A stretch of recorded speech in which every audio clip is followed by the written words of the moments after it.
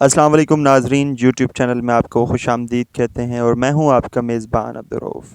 क्या आपको पता है मेंटली स्ट्रॉन्ग होना किसे कहते हैं? 1914 में थॉमस अल्वा एडिसन की फैक्ट्री पूरी तरह जलकर बर्बाद हो गई।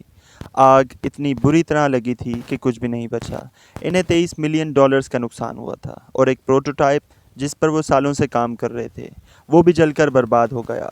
इस पूरी सिचुएशन को जानने के बाद थॉमस अल्वा एडिसन ने जिस तरीके से रिएक्ट किया उसे कहते हैं मेंटल टफनेस। पता है उन्होंने क्या कहा?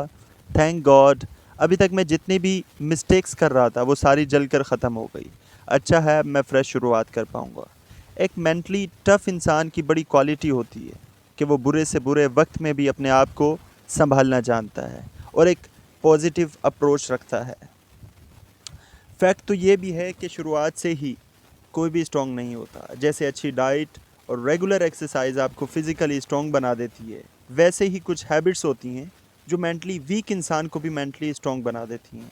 और आज इस वीडियो में हम मेंटली स्ट्रॉन्ग लोगों की कुछ हैबिट्स के बारे में बात करने वाले हैं। So let's start guys. Habit number 1, embracing change. Eagle एक ऐसा इकलौता परिंदा है जो 70 साल की उम्र तक ज़िंदा रह सकता है, पर इसकी उम्र तक ज़िंदा रहने के लिए हर ईगल को एक बहुत मुश्किल डिसीजन लेना पड़ता है, क्योंकि 40 साल तक ज़िंदा रहने के बाद एक ईगल के पंजे इस लायक नहीं रहते कि वो इन पंजों से कोई शिकार बआसानी कर पाए। इसके पंजे कमज़ोर हो जाते हैं और इतने लचीले भी नहीं रहते। और तो और इसकी तीखी और लंबी चोंच काफ़ी मुरझाती है और इसके पंख इतने मोटे हो जाते हैं कि उड़ान भरना भी मुश्किल हो जाता है। और 40 साल की उम्र में यही वो टाइम होता है जब एक ईगल के पास सिर्फ दो ही रास्ते होते हैं। पहला, या तो वो इसी तरह मर जाए, दूसरा या तो वो एक बहुत पेनफुल प्रोसेस को एक्सेप्ट कर ले। एक ईगल की ज़िंदगी में ये प्रोसेस 150 दिन का होता है और इस प्रोसेस के लिए इस ईगल को किसी पहाड़ की चोटी पर जाकर बैठ जाना होता है और वहाँ उसे अपनी चोंच को तब तक किसी पत्थर पर मारते रहना होता है जब तक उसकी चोंच निकल कर नीचे ना गिर जाए।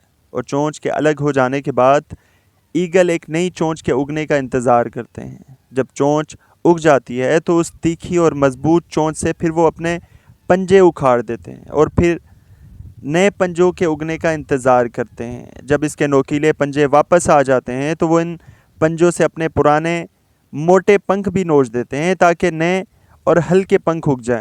और फाइनली इन बेहद दर्द भरे 150 दिनों के बाद ईगल अपनी नई ज़िंदगी की नई उड़ान भरता है और अपनी ज़िंदगी के बचे 30 साल जीना शुरू करता है।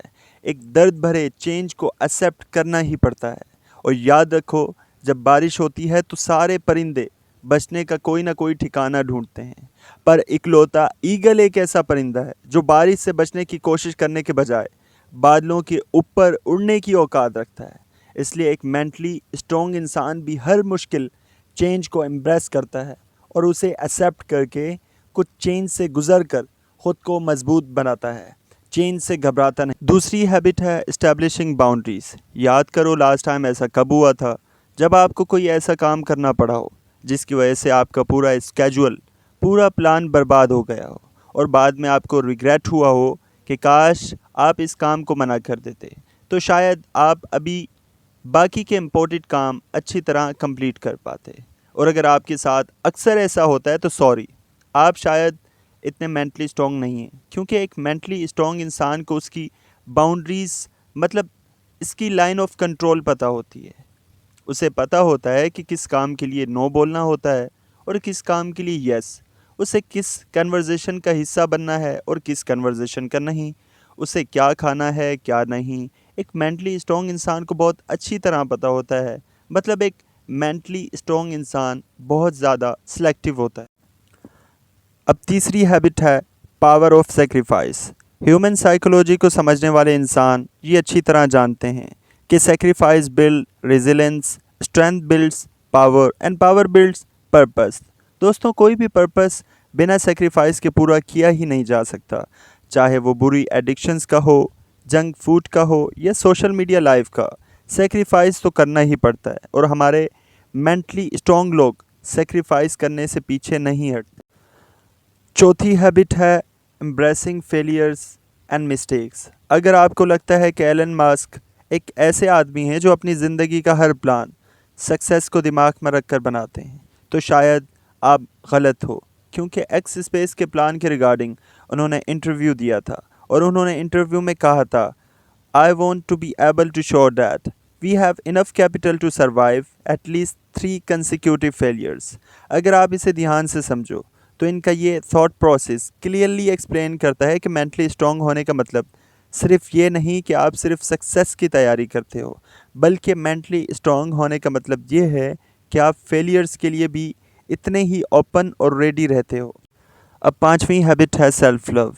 एक बार मुझे ऑफिस में एक लड़का दिखा जो फिज़िकली बहुत अट्रैक्टिव था और उसके फेस पर एक अलग ही सा ग्लो था।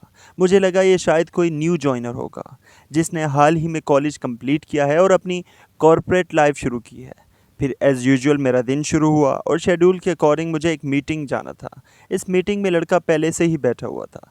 जब मैंने इसे मीटिंग रूम में दोबारा देखा तो मैं थोड़ा कंफ्यूज हो गया। फिर मेरे मैनेजर ने अनाउंसमेंट की और बताया, इस मीटिंग के लिए हमने एक गेस्ट को इनवाइट किया है जो हमें प्रोसेस रिलेटेड एडवाइस देगा, और वो गेस्ट बिजनेस की एक यूनिवर्सिटी का एक डायरेक्टर था। और पता है ये डायरेक्टर कौन था? वही यंग दिखने वाला लड़का। और इसके बाद जब मेरी डायरेक्टर से बात हुई तो उसने बताया कि वो बिज़नेस की एक बहुत ही क्रिटिकल यूनिट हैंडल कर रहा है। इसका शेड्यूल फुल पैक्ड रहता है और वो जब तक अपने उस दिन की शुरुआत में सबसे पहले अपनी फ़िज़िकल हेल्थ और मेंटल हेल्थ पर काम नहीं कर लेता, वो अपने दिन के बाकी काम भी शुरू नहीं करता। For him his day starts with the practicing of self love. And दोस्तों, वैसे सेल्फ लव प्रैक्टिस करने से आपकी सेल्फ इस्टीम और ओवरऑल मेंटल हेल्थ कई गुना इम्प्रूव हो जाती है।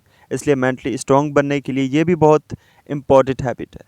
दोस्तों, ये थी वो 5 क्वालिटी जो मेंटली स्ट्रॉन्ग लोगों में अक्सर देखी जाती है।